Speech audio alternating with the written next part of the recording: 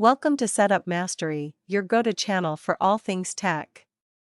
Here, we explore the latest gadgets, unbox cutting-edge devices, and provide step-by-step installation guides to help you optimize your setup. Subscribe now and join our journey to master the art of perfect setups. In today's video, we'll guide you through the process of resetting the Roku Ultra 2020. Whether you're dealing with technical problems or planning to transfer ownership, resetting your device is a simple yet effective solution. Let's dive right in and get it done. Before proceeding, ensure your Roku Ultra is properly powered on. Verify that it's plugged into a power source and that the power indicator light is glowing steadily. This confirms that the device is receiving power and is ready for the reset process.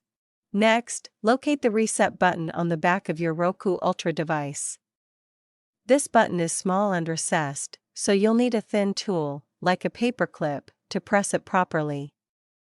It's crucial for initiating the reset process. Once you have your tool ready, press and hold the reset button for approximately 10 seconds. During this time, the indicator light on the front of your Roku Ultra will begin to blink. This blinking signifies that the reset process is underway. Once you release the button, your Roku Ultra will reboot.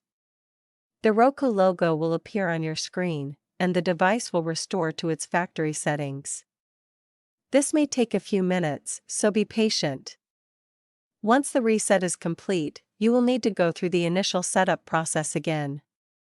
Reconnect to your Wi-Fi network, sign into your Roku account, and follow the on-screen instructions to finalize the setup. Your Roku Ultra will be ready to use.